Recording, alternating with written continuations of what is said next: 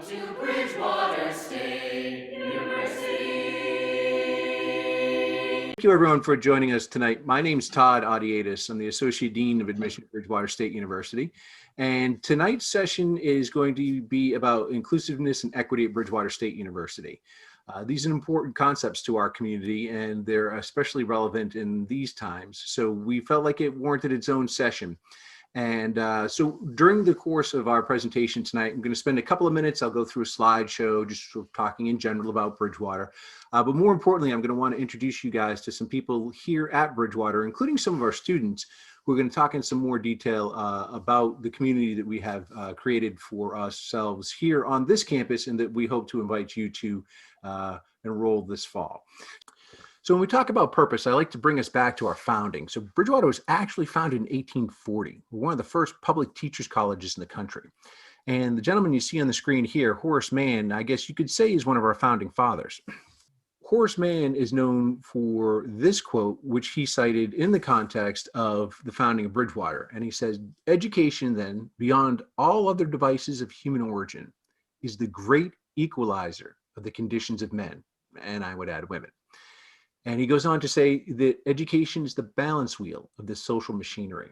And we absolutely believe that at Bridgewater. We believe that at Bridgewater State University, we're one of the last remaining gateways to the American dream. The American dream as you define it, but higher education is absolutely an essential element to getting to where it is you want to go in a fulfilling career. So we pride ourselves on this aspect of our purpose and our mission here at Bridgewater. So we're really founded on principles of accessibility, accessibility beyond just what were the existing institutions of the time, which were private, elite, white male institutions. Equity, in that we had from our beginning enrollment for all, men, women, and later, not too much later after our founding, for all races as well. And social justice has always been a core of our identity. Education itself is a balance wheel for the social machinery. And so education, whether in our classrooms or in the classrooms where our graduates then teach, it has a ripple effect across our society. Bridgewater is really about the people. And as a segue into this topic, I like to boast about the fact that at Bridgewater, we have a student body that reflects the real world. We're proud of this fact because as a state university, we recruit in every community across the Commonwealth. We pride ourselves on having a student body that represents the tax base that in part supports us as a state university. We think we do a pretty good job of it. And hopefully you agree when you see demographic statistics like 52% of our students are the first generation in their family to go to college. I love this group. This is myself. My parents didn't go to college and my grandparents didn't. I was the first to ever go. And we really pride ourselves on that being a key part of our identity. 34% of our students have family reported incomes below $50,000. On the other end, we've got 30% of our students' family incomes with report income above $100,000. And of course, the final third's in the middle. So I share these statistics because it shows that we have the entire socioeconomic range of Bridgewater. 26% of our students, undergraduate students, identify as students of color. And 65% of our students work full or part-time to pay their way through school. So that's not pizza and beer money, that's tuition and fee money. So when you talk about the culture at Bridgewater, our students are known as working hard and playing hard. And students, if you're concerned about going to a school that's got a brand identity so that you get the job that you want, well, let me tell you, work ethic is not a bad brand to be associated with if what you want is a job at the end of this process. And finally, the last demographic statistic I want to share is that 50% of our new students at Bridgewater every year are transfer students. I know it seems odd. You know, I would imagine the majority of our students on our presentation tonight are coming to us straight out of high school. But if we do have transfer students who are coming, you're not alone. Half of our new students are transfers. I also share this for the benefit of those that are still in high school because, you know, you get a lot of choices. Hopefully you have a lot of options. And we might finish our presentation tonight and you'll think to yourself, nice place, but you know what? Not really for me. That's fine. In Bridgewater, we don't want to be all things to all people. But we might not be a good fit for you now, but we might be a good fit for you later, in which case you can always be a transfer student. You won't be alone. We got a great process for bringing you in and getting you on your way towards earning your degree. So let me do a little bit deeper dive into the demographics of our community here at Bridgewater. So as I mentioned, just the previous slide, 26% of BSU undergraduates identify as being students of color. When we compare that to the populations of color in Massachusetts, it's 20%. Plymouth County, where we physically reside, it's 15. And in Bristol County, which is Fall River, New Bedford area, a little further south of us, we draw a lot of students from there, it's 12%. So you can see that our populations of color at Bridgewater outpace that of the Commonwealth in general. Faculty are 19% populations of color, and staff, it's 12.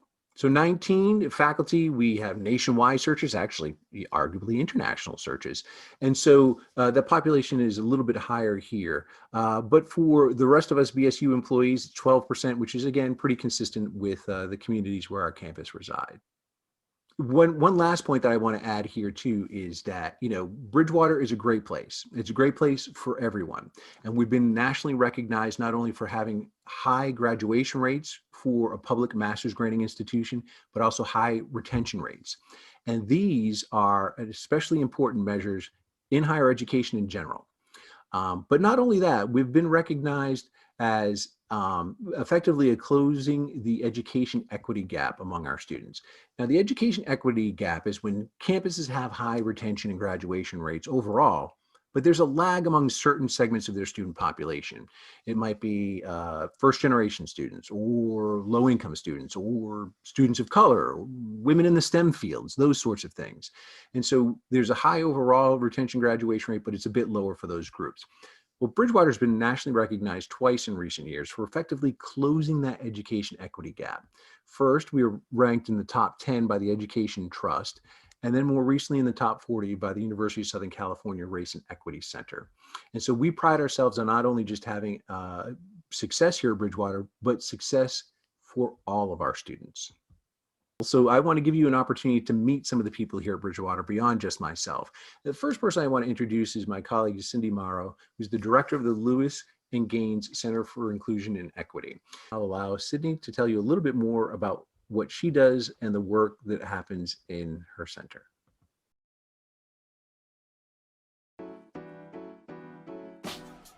Hi, I'm Sydney Morrow, the director of Legacy. Welcome to the Rondeau Student Union, where I'm going to take you on a virtual tour of our brand new center, brand newly named. Formerly known as the Center for Multicultural Affairs, Legacy is an acronym that stands for Lewis and Gaines Center for Inclusion and Equity.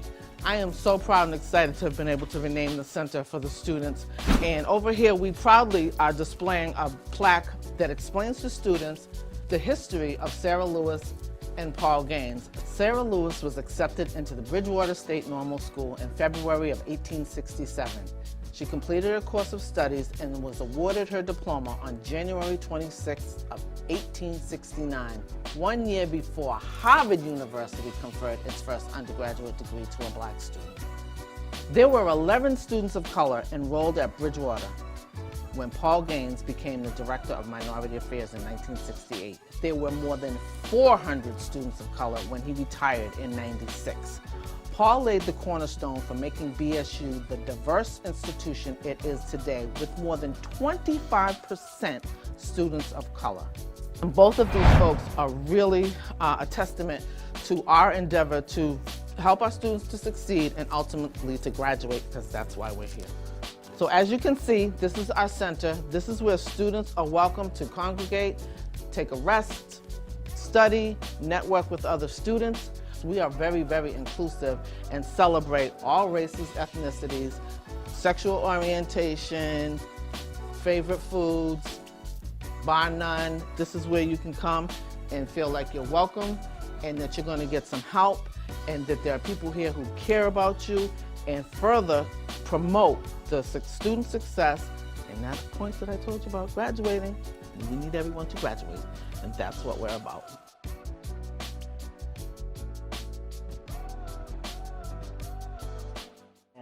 Good evening, folks. I'm Sydney Morrow, and I am very proud and honored to be the director of the Lewis and Gaines Center for Inclusion and Equity.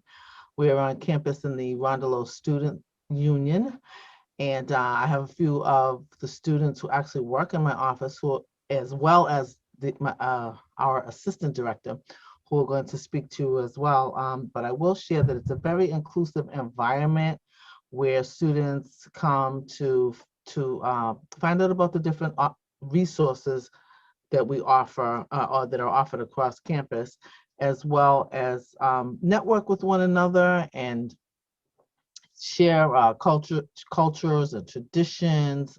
It's where a lot of the multicultural organizations were born, out of the need for students that wanted to promote their culture and share with the greater community all of the different traditions that they may celebrate within their ethnicities or religions even.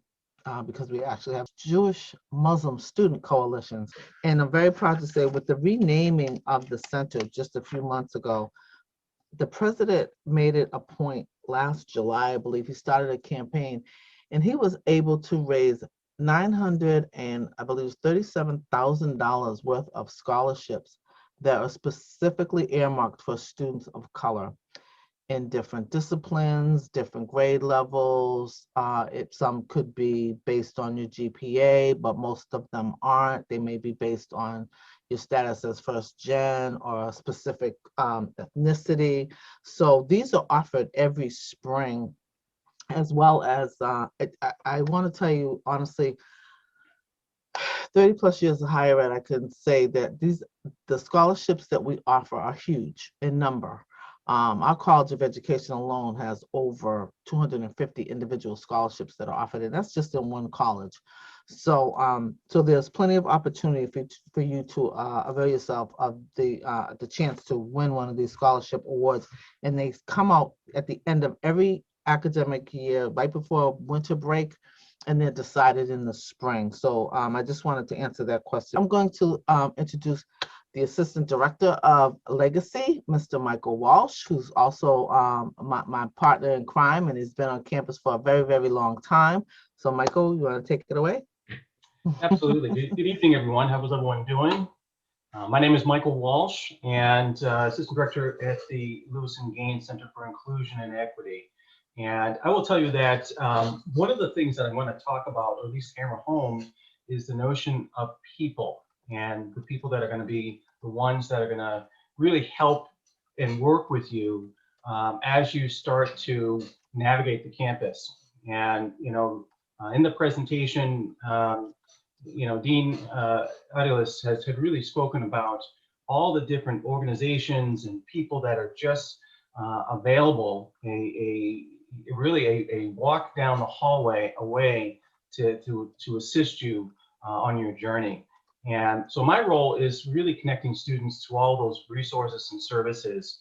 And I have a lot of fun in my role because I really capitalize on the energy and the newness and the excitement of students and the discovery of what Bridgewater has to offer.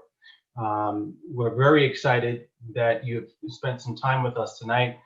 Also understand that there's an awful lot of questions that you may have, but that's one of the things that Bridgewater prides itself, is really being able to spend the time to answer those questions bit by bit, and to really kind of sort out what is your next move, what is your strategy, so that not just the semester, not just the year, but really looking back on the 4 years that you spend on our campus can be very efficient and head towards four-year graduation. Our exciting point in the center is being able to see not only you walk across the stage, but also to see your family and friends celebrate your accomplishments. And so it's, for us, for Sydney and I to really work hand in hand and to navigate and to figure out, okay, how best can we reach out to our students? How best can we, bring programs to our campus that will benefit the students in their learning? And so we are always doing things to kind of up the ante. On at least a couple times per month, we do snack chats where we're inviting faculty to the center. We're offering, the opportunity for companies to come in and talk about their workplace and what are the expectations of the workplace. So there's always an opportunity to engage and learn. That's essentially my role in the center. And I will go ahead and turn it back to Todd. Great. Thank you, Michael. So thanks again, everyone, for joining us. Have a great evening and stay healthy, my friends.